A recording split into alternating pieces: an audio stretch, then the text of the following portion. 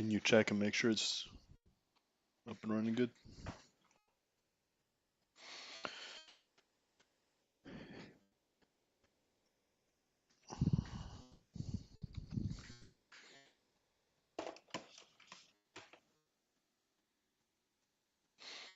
Okay, so we've been working on this a little bit already today.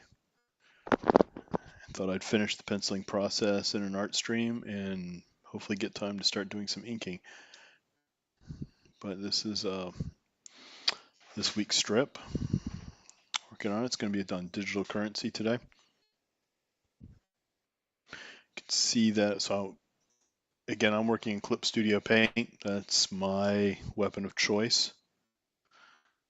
And I've mentioned this before, but I like to really hierarchy family tree my files. So all of my panels are in a separate masked area, and that just means that I could draw all the way across the panel border and it won't cut into the rest of the document. And then you can open each one up, see my text, and you can also see my initial sketch, and then I'll grow from that to inks and then ultimately color. Right now we're just, what? Is it not playing? Want to take a look at that for me?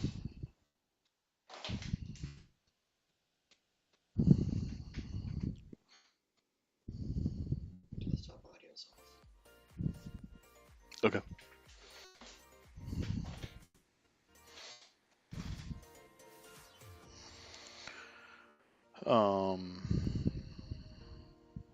Here we go.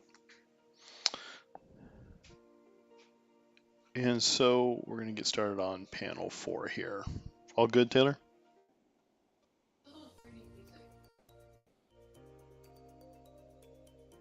Well, let me look at it. It's set, it was set a little low.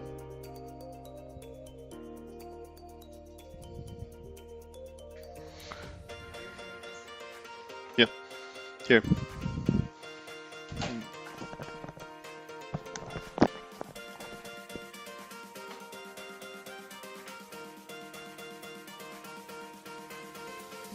Desktop audio.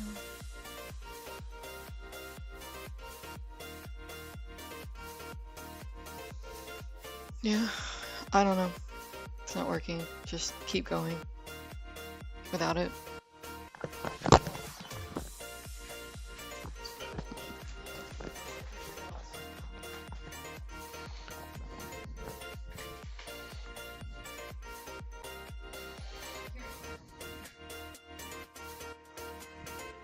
What?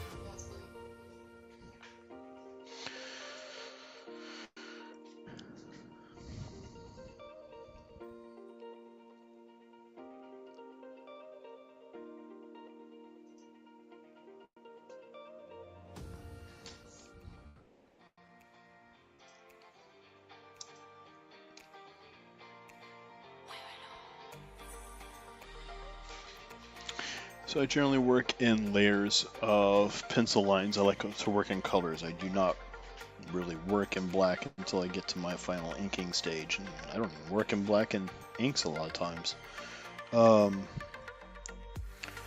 So I work lightest to darkest.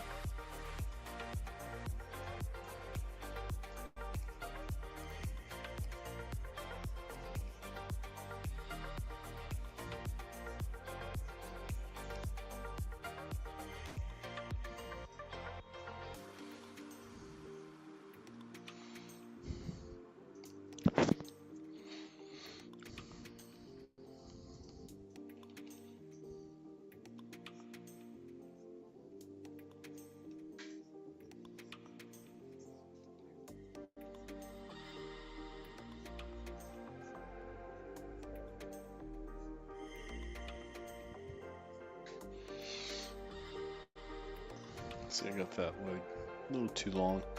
That's one of the things that's great. Digitally, as I can quickly kind of fix that. Just do a cut and paste. At this point in time, everything's just dirty, so I don't have to worry about matching my lines up too much. Go.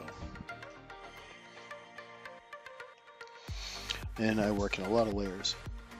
I've just kind of trained myself to just constantly reach for a layer. It's not uncommon if I'm working on a comic page that I'll max out my layers. And that's usually at about close to 500 layers a page.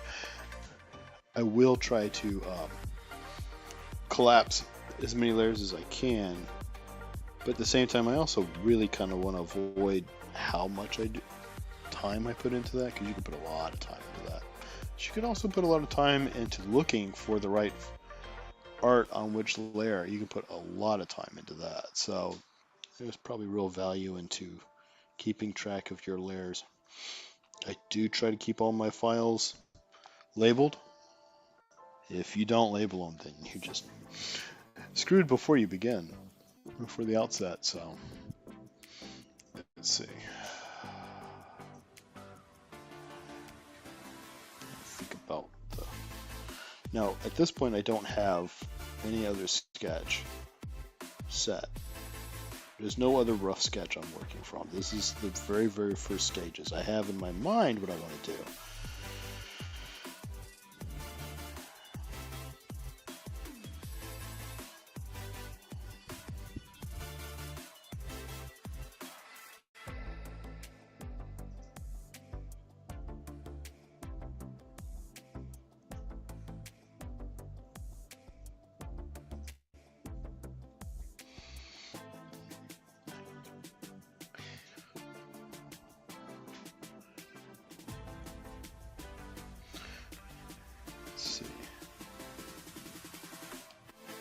Might shrink him down a bit, but at the same time, I'm going to wait. Make sure I do want to absolutely do that. A lot of my posing I focus on 3/4 views much of the time. I don't do a lot of side profile views. I like having them in there because I think they create nice variety, but side profile views can be a challenge. I mean, some people, their art styling, gravitates towards a lot of side profile views, even more so than 3/4. Most of life is in 3/4 though. It's the way I like to say it. You know what? Rethinking that, I don't think that's the expression I want there.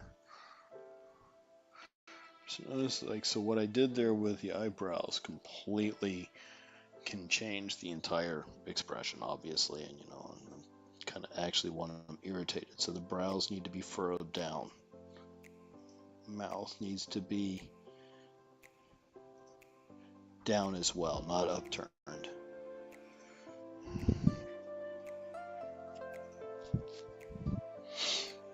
Now let's zoom out and see if this is right.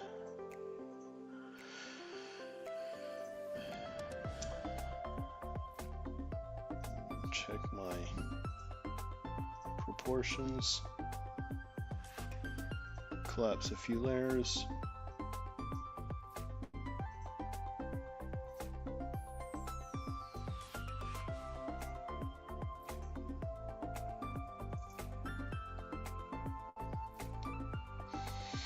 Now, I want the head to be a little bit bigger. I'm thinking of like this first panel here. And while the proportions here are good, I want them actually a little bit more off proportion. So I'm going to copy, cut, and paste his head there. Automatically paste into another layer, of course. And then just select and do a scale. This is a way that I don't have to sweat too much about if my proportions are accurate. I can fix all that well after the sketch is in. And now that it's on its own layer, I can continue to make adjustments up to the end. Now, once I start inking, you don't really want to be making adjustments at that point, because then you can really affect your resolution.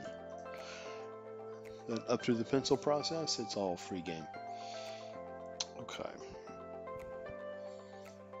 I feel like probably hands could stand to be a little bit bigger. Hands typically are roughly about the same size as the face. So if I took hand here, cut it, and then moved it, you can check it, rotate it,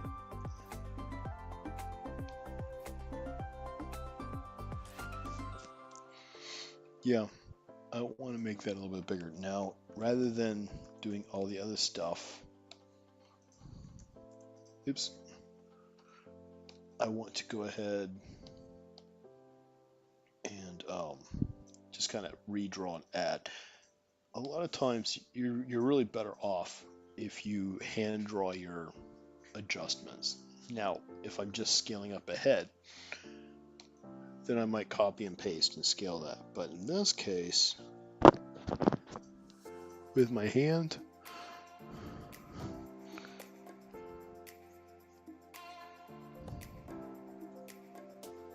I don't want to go too far with it. I just want it a little bit more.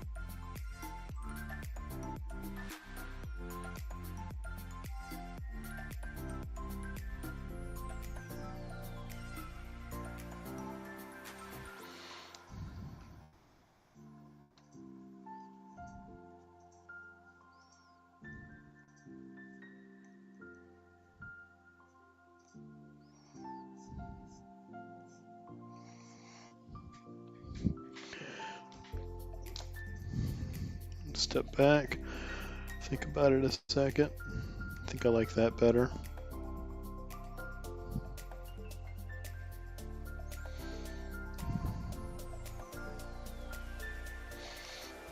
Well, it occurs to me that I'm missing. So continuity when you're doing a comic is huge. It's really important. It's really easy to overlook. In this case, to tell the storytelling throughout, I need to make sure that he continues to have the phone. And I almost blew that, so we need to add that in.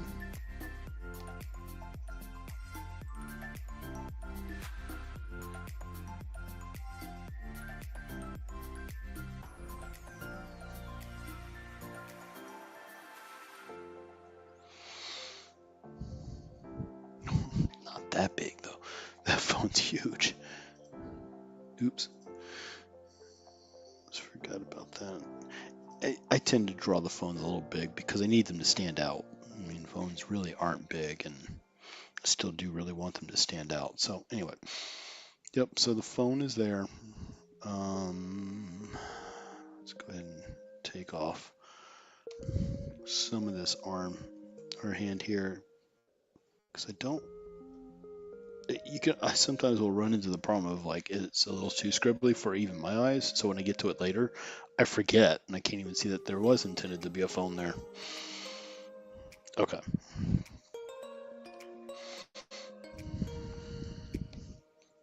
So he's irritated and he's walking away. That's what we want. Might actually push this over a little bit, give him a little bit more space for Dylan.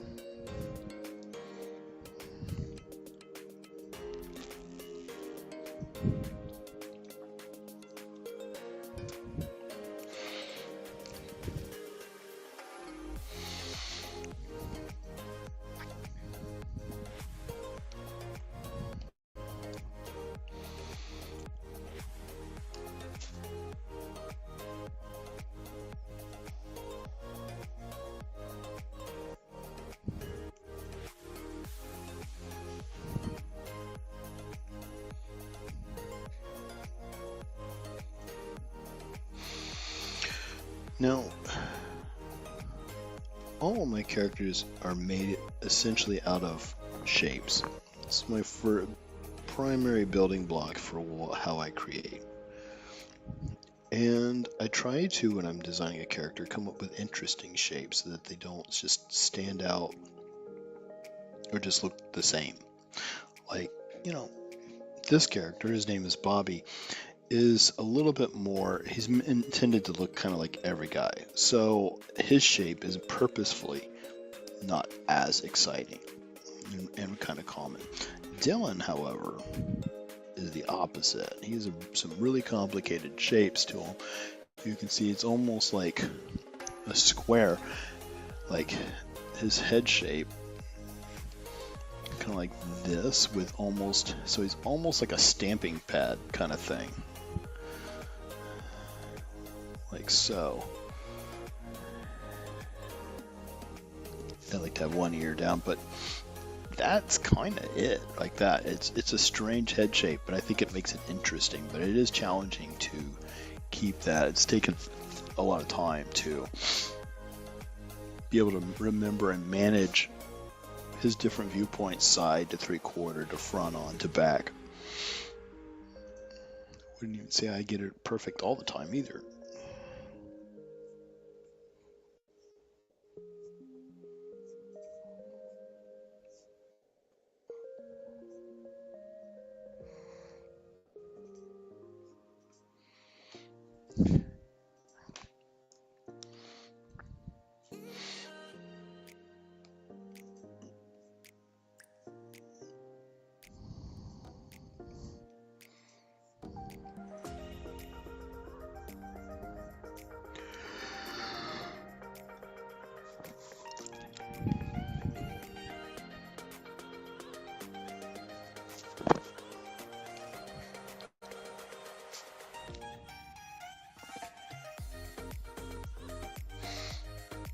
Yeah, sometimes I'll give myself a moment, think about it, decide, you know what, I think I'm going to redo that. I think I can do it better. I'm not happy with that pose. Sometimes I'll work on a separate sheet. If I'm doing a specific kind of pose and I'm really not confident on, I'll work on a separate file and just draw that pose over and over, sometimes an hour or two, until I really get what I wanted. Even then, I don't always get what I wanted.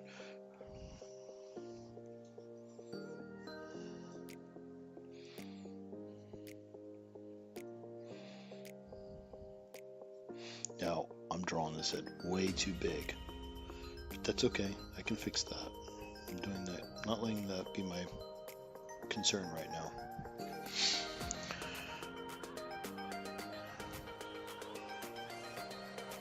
This is a bit more accurate. This is a little bit more indignant.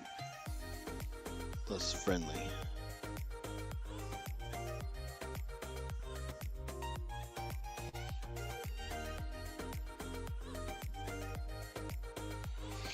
I think we'll go ahead and shrink it down now to more the size it's supposed to be.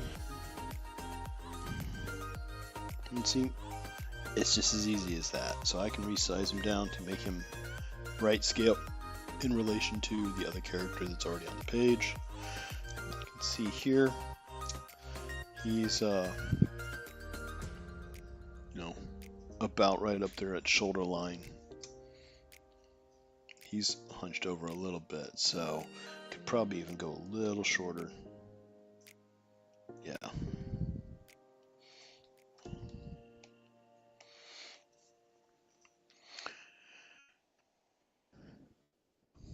Bobby Cujo is really one of my tallest characters. It creates a host of problems in the strip when I use him because of his height. I end up having to draw smaller. I have to draw everything in a condition where I have to consider that.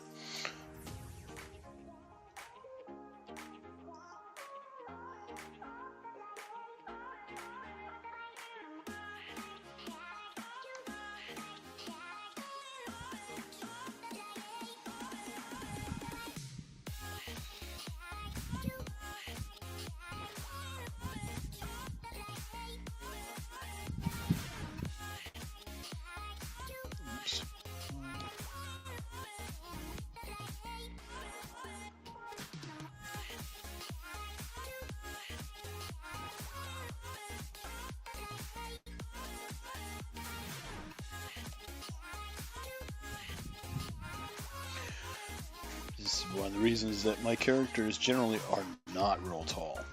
Chance. My human characters, for the most part, are kids.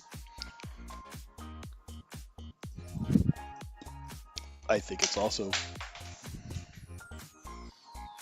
one of the reasons why Charles Schulz really, it's not the only reason, but it's one of the reasons that Charles Schulz did not put people into his strips, I feel like, because it would be a lot harder to fit everything in.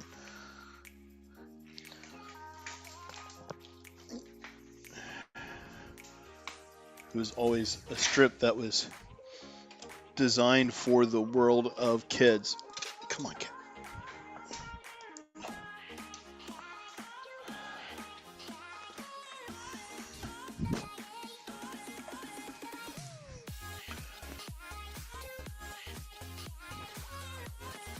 No, I'm actually not happy that I haven't put his arms in yet. That's kind of breaking a cardinal rule.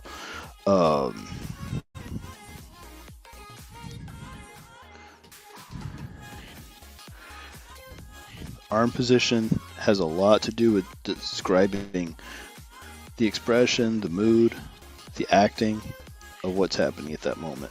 It's not just all in the face.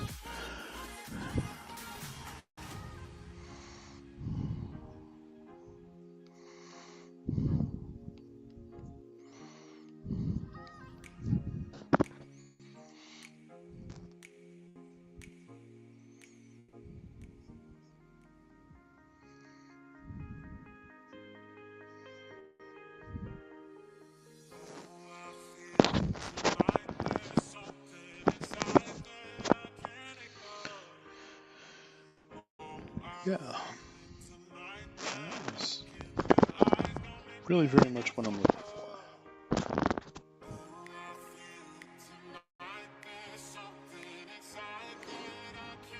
Now I have to again verify all my different proportions. Let's see.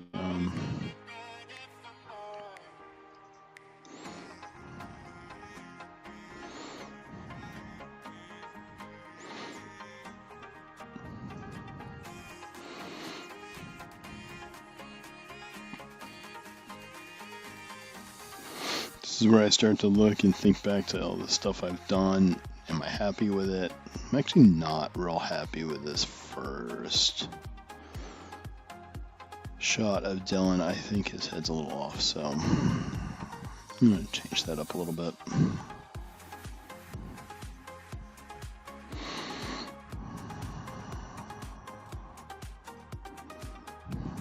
So we're going to go back to that. We're going to make an adjustment here.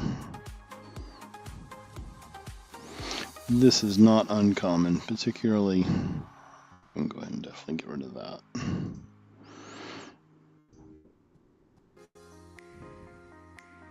When you're first starting out on a new one.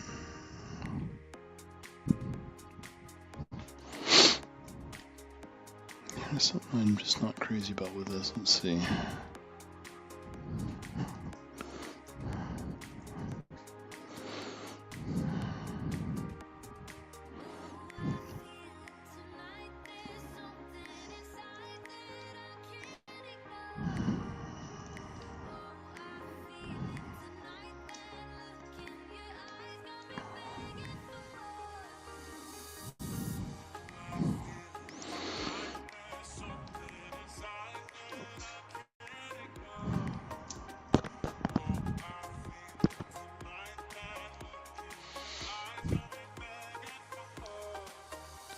I'm using sketch pen.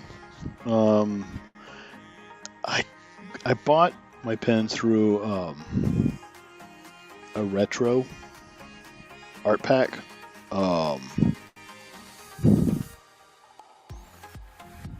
And I know, a lot of people, they'll create their own. I don't have time. It's not that important to me.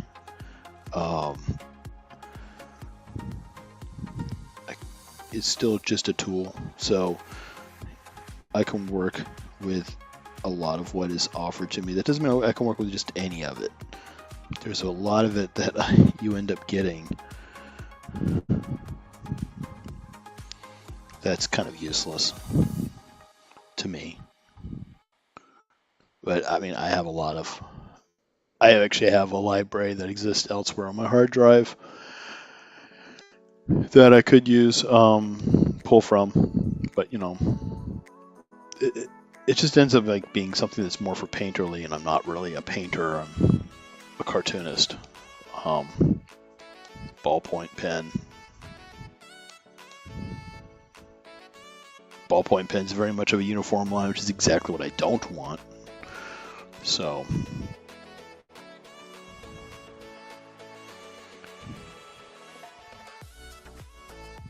sketch pen.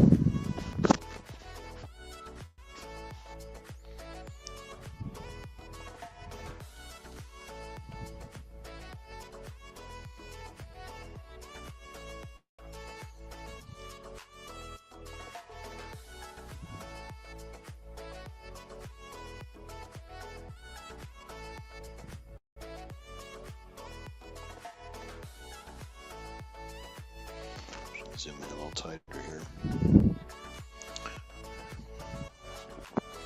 Again, the biggest part of this process are proportions. I want the mechanics of the drawing to be working. If they're not, then I need to keep working at this stage before I move on to the next one.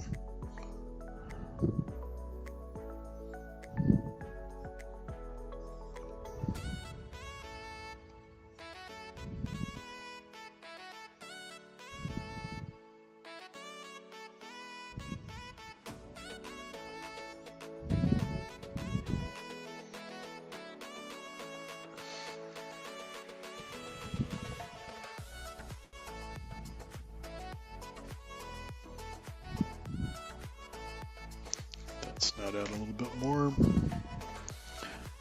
Yeah, that's still, he feels a little too big for the size of the character. I need to bring him down. I mean, you see like the size of him here, he's almost all the way up to his neckline. Definitely need to bring him down. So let's do that now.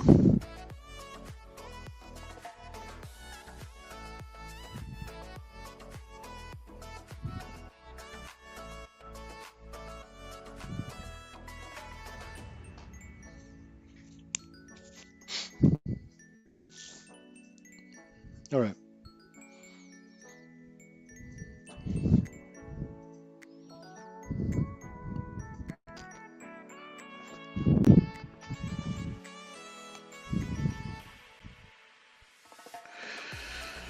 So I think we're ready to move to the next step. That step is really essentially just kind of going through and adding a little bit more definition to the sketch. I don't do hard line like you see in a lot of comic art. You look at like a Marvel or DC page, you can see a lot of extremely detailed, tight line work for the inker. But because I'm the inker here, I don't have to have that. It saves me time not to. Time to move up to a slightly darker color. Again, none of this is going to stay in the long final version, so it doesn't matter too much that it stays consistent. It just needs to be darker.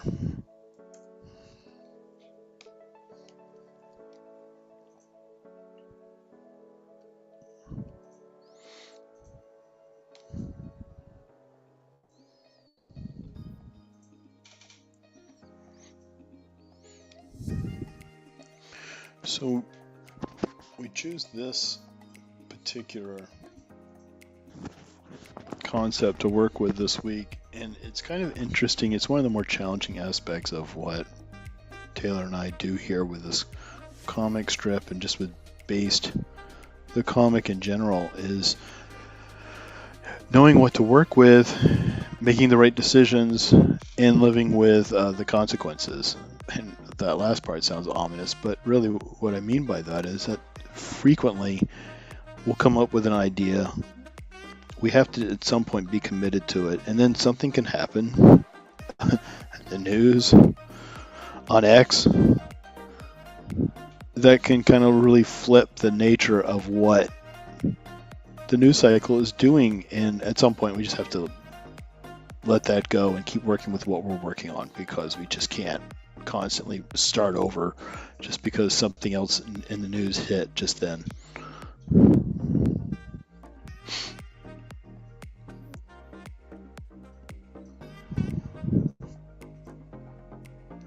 It's about as tight as I need it to be, right there, for the final stage.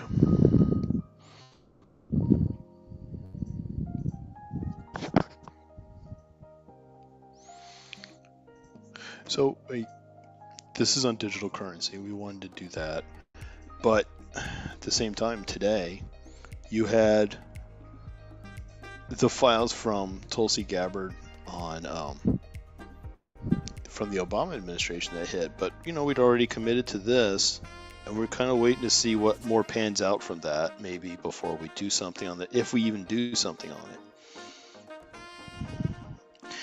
And then we have to have the discussions of what we would do on it.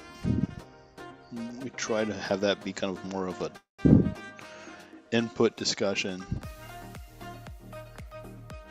to determine that. But it's a challenge that way. These things take a little bit of time to do. They don't happen in a couple hours. They just don't. Not the style that I work in, anyway.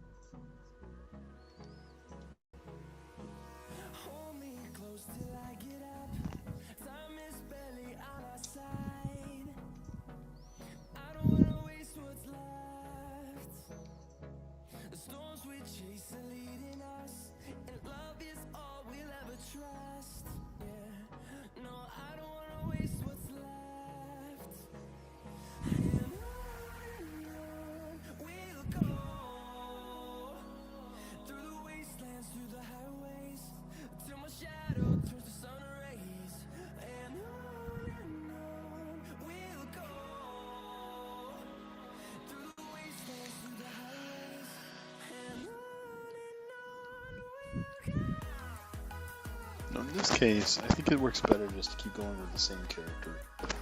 That way I don't have to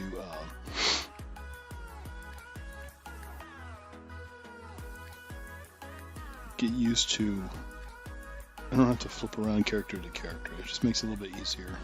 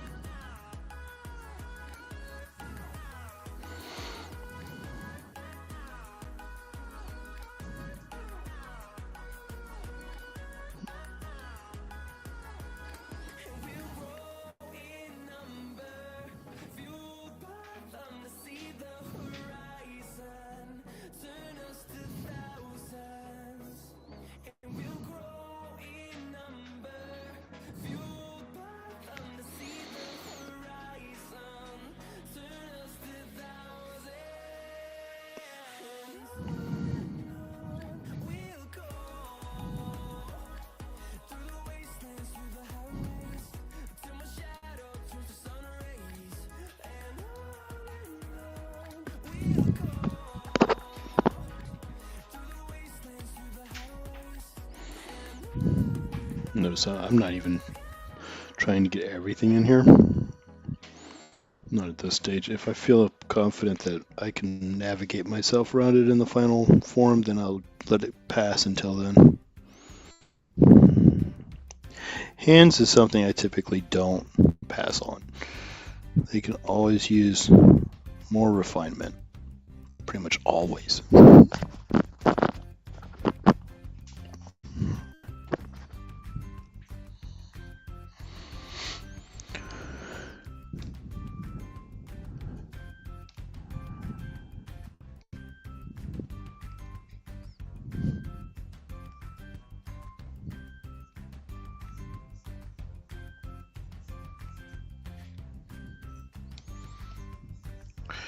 I feel like when you just keep it sketchy the way I do, you retain more life into the drawing than if you get real tight right away. And I try not to be real tight in the inking process either for the same reason. I always aspire to maybe try to have something more like the Bill Watterson approach. I don't think I come close to it, but it's the approach that I think of.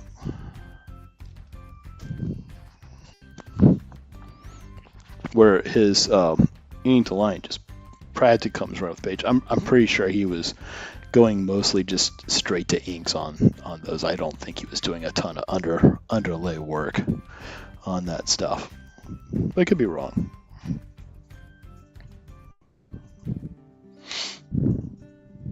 That referring, of course, to the Calvin and Hobbes strip there.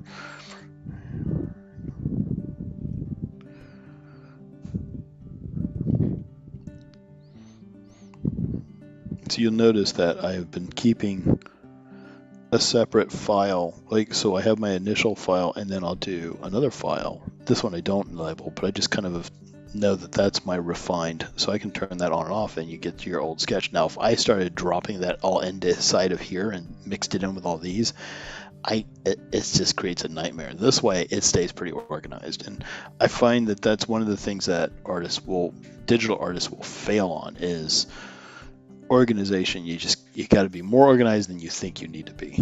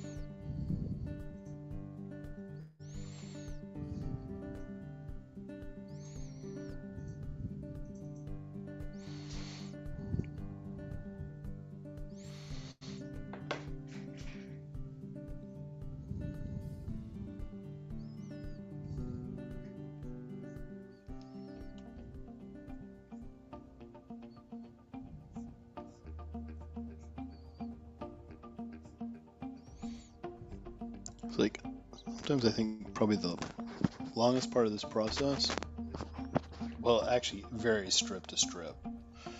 A lot of times it's the inking. Coloring can take a good bit of time, sometimes more so than others. And a lot of times it can just be like the setup, the initial sketch. Sometimes it's just not working, and it can become a hot mess real fast.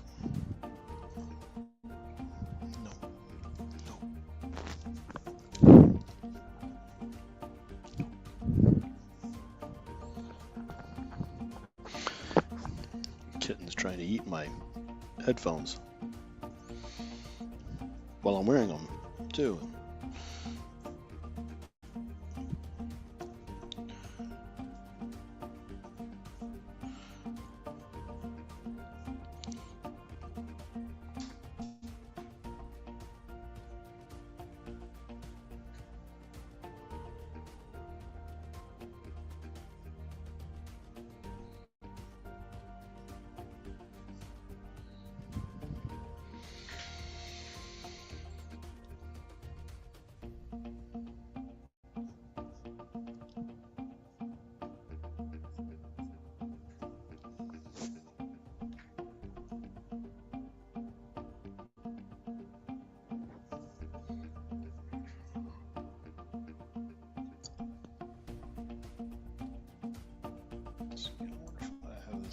Yeah, I think that's probably better to have that open a little bit. He is talking after all. Okay. One more.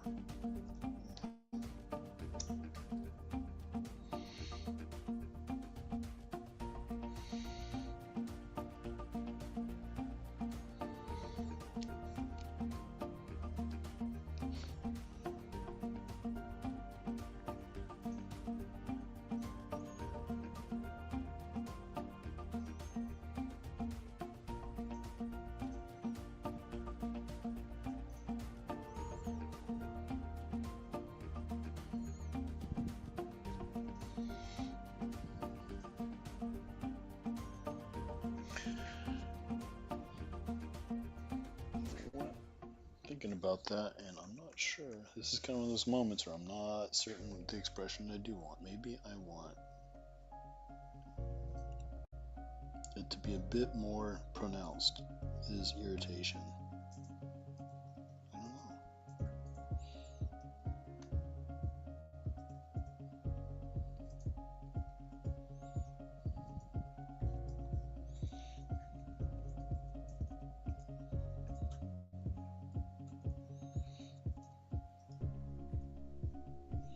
A good character design is something where you can look at the art and without any kind of dialogue or story supplement added in, maybe you tell something about what that character is going to turn out to be just by looking at the way he's designed.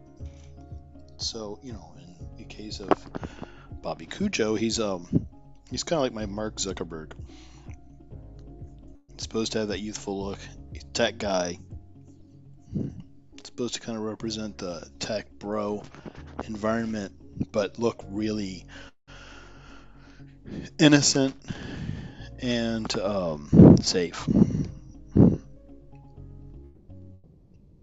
But is he? That's the question.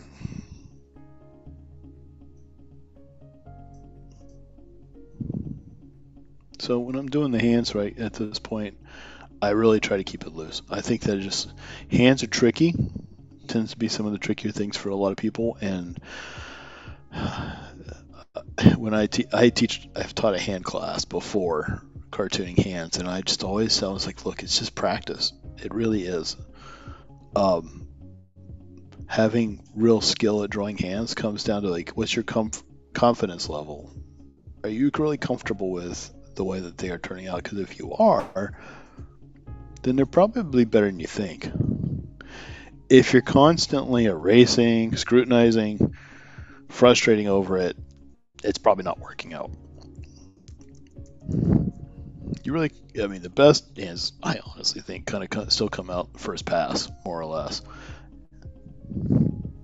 If you're doing a lot of erasing, you're working on paper, then it's probably not working. You almost want to consider just starting it fresh.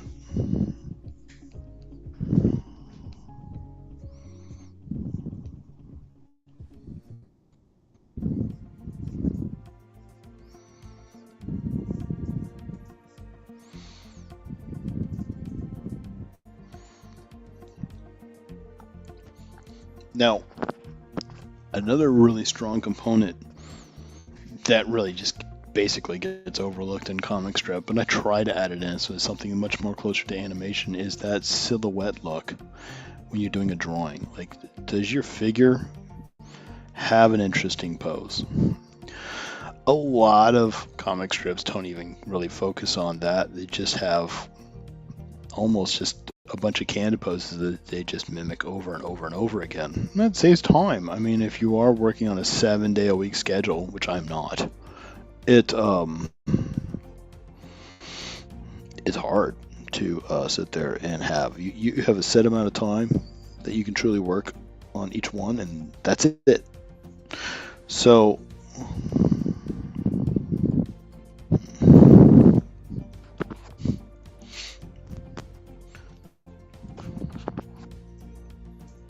but like here you can see this pose of this character walking off, and I have, you know,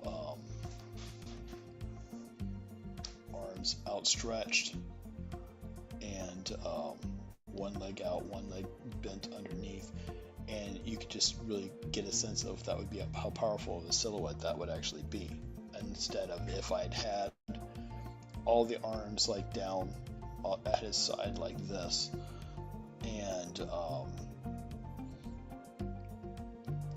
having, you know, the legs tucked completely parallel to each other.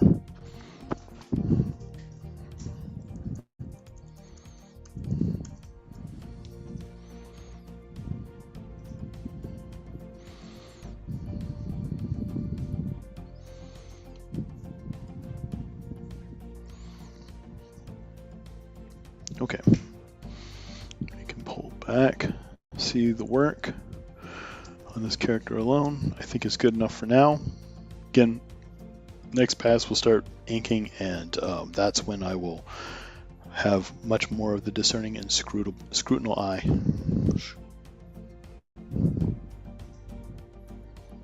Okay.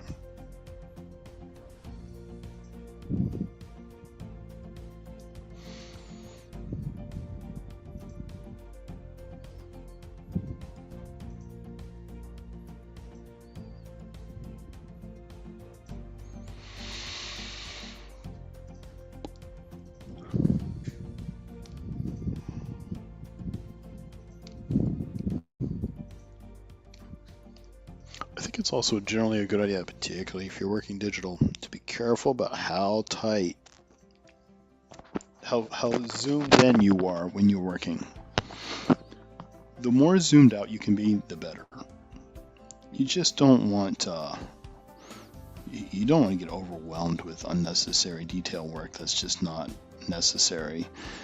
And then that's also how your proportions can get completely out of whack. So like if I'm working this tight at this point, I can't see what's around, and it's not a highly detailed piece, so I just need to be careful. If I'm, you know, there's a time and place for that, even on this strip, especially when I'm doing color work, if I need to get in much tighter. But for right now, much smarter to stay further out so I can see as much of the whole thing as possible. That's one of those things that doesn't really come into play. It's not a problem when you're working old school on paper. That's a digital issue that you have to get used to overcoming.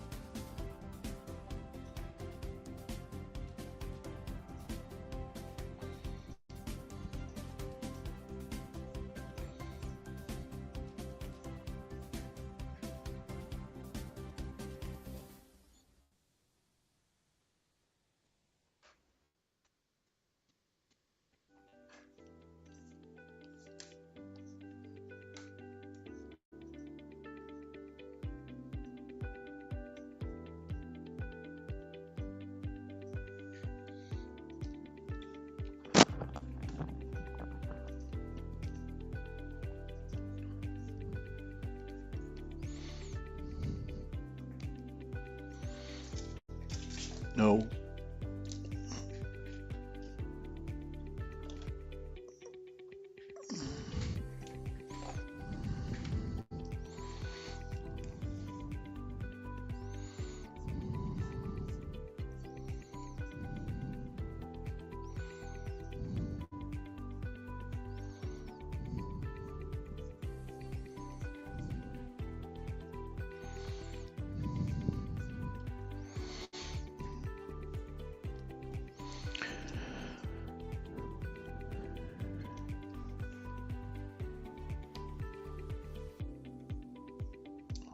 I'm going to bring that down a little bit too.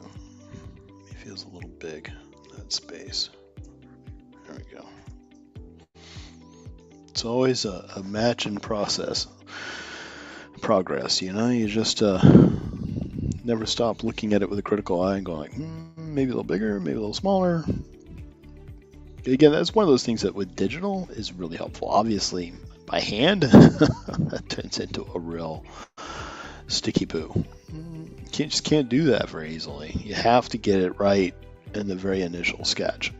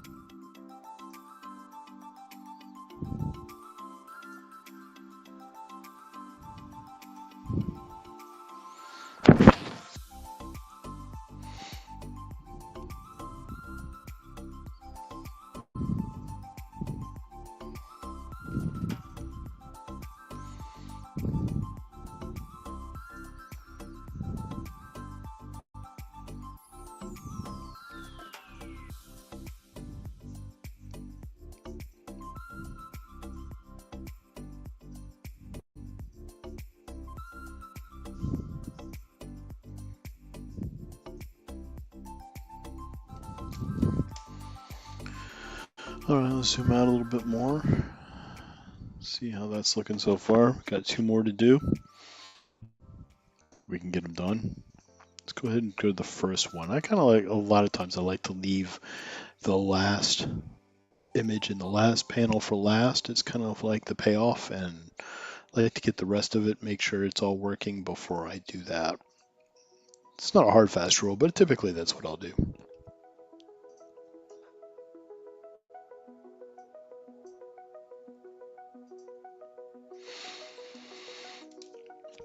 Now, talking about like this digital currency stuff, you know, one of the reasons we're doing this strip is because we have real concerns over here at Based Comic that on like digital currency and what that can really mean for society as a whole going forward. It's less of a concern at this very moment, but at the same time, there's been a lot of things that have happened with the notion of, hey, that won't be a problem later, or we just won't worry about it now. We'll worry about it later. You know, like one of the best examples of that is Social Security. We'll worry about that later. Well, now we have to worry about it. And there's some real issues with the whole digital currency thing. I mean, I know that we have problems with our regular cash currency, but the reason we have problems with that is because we've been irresponsible with it for way too long. It's not that it just doesn't work as a concept. It doesn't work because we made it not work very well by, again, just being irresponsible. The problem when you get with digital currency is that it can manipulate lives. And you go like, well, how does that work? Well, for instance, if you're a part of our Substack, and you should be if you aren't, then you will hopefully be seeing some of what we've been doing in Pod Life, which is our sister comic. Basically, Pod Life is like life as a group of peas, green peas, hence the name Pod Life, but talking about different aspects of political nature that is just really damaging. And the one we've been working on for quite some time now is related to digital currency and the social credit system problems that they're having in China. And it's just dastardly what they're doing to their people. Horrifying. And, you know, we're already talking to people now who are just saying, well, you know, what's wrong with digital currency? What's the big deal? Oh, well, that can't happen here. That's China. Well, it absolutely could happen here. We all probably didn't think we could end up with a president that was kind of comatose, and we absolutely did. So, you know, you have to be worried about these things. You don't want to have your federal government, whether it's in China or whether it's here, South America, or planet Mars, it doesn't matter. You don't want your government coming in and saying, oh, well, we're going to take money away from your bank account for so-called bad behavior. Any behavior. You shouldn't have your money taken out for bad behavior unless it's through the court system, and that's through a jury of your peers. Not because the federal government just makes an arbitrary decision. And that's what they're doing in China. They confiscate your land. They can even control if you get some basic things like toilet paper, food, sustenance, being able to be alive. So it's just really, really dangerous.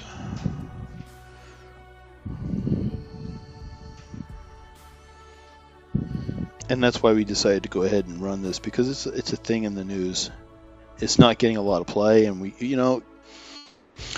a lot of people are going to look at it as, well, that could just really benefit me right now, and I need right now. I need the right now, and I get that. But you can't ignore the future just for the right now. If you do, you end up with things like 10 million people coming over your border and affecting elections.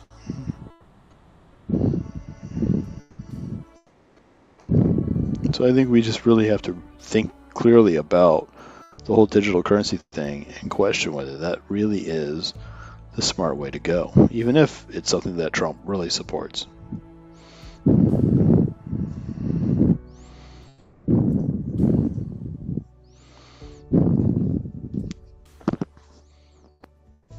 Because Trump isn't going to be around forever, and eventually someone else is going to be running things.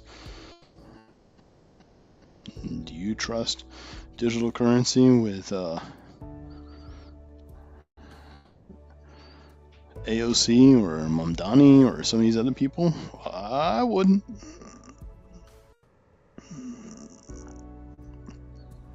Okay. Getting near the end here.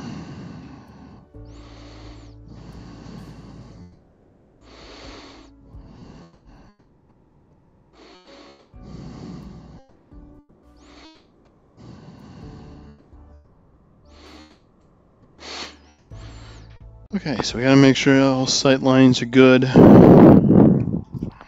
This is the part for that. Sight lines to the phone, down to the phone, they all look good. Now we got the last shot here. Let's see if we can get that in real quick before we call it a day. Don't look like we're gonna get to inking today. At least not at this given moment.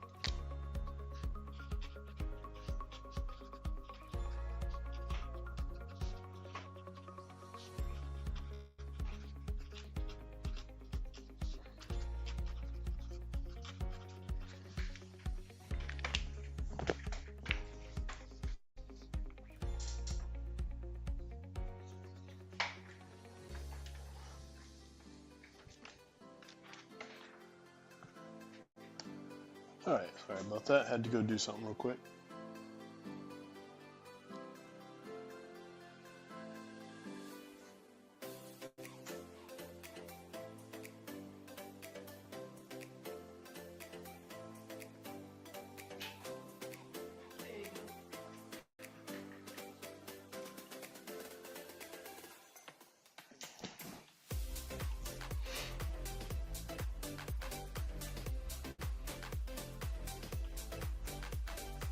Funny, it starts out, you have a favorite pose when you first start working, and then it could change by the end.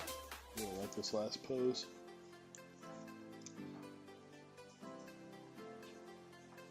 But then it could change again when you get to the inking stage, for sure. And then it can change again when you get to the final coloring stage, and you go like, oh, now I really like the way this other part turned out.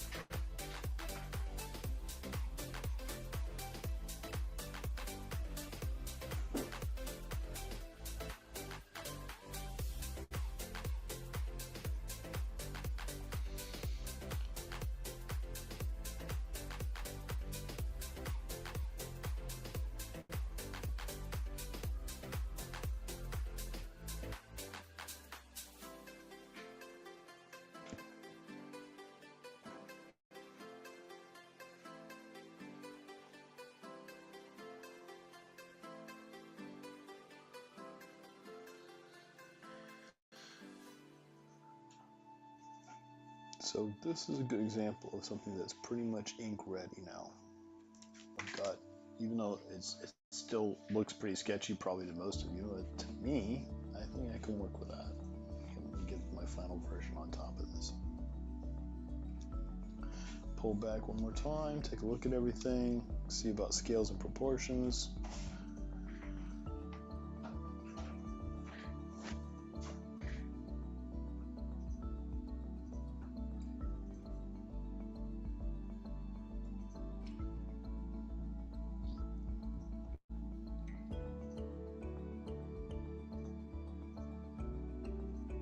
I think I'm going to drop that top Dylan a little bit more.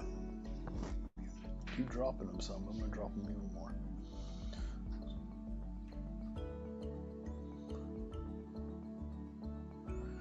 Those two first and last panel kind of bookend each other in scale proportion, so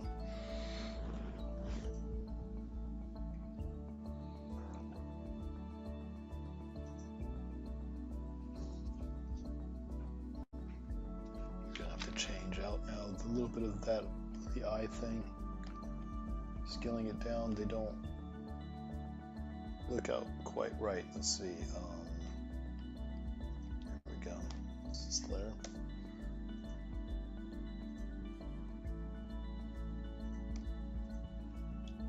A lot of times I'll put the eyeballs on their own layer, very own layer, because eyes can change a lot through the course of the work for reasons just like you saw.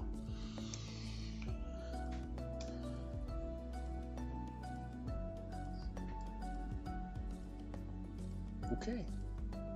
All right. So I hope you enjoyed this. I'm going to take a break now before we get started on the inking process, but this shows you a little bit more about what penciling for Base the Comic looks like, and I hope you enjoyed this and got something out of it.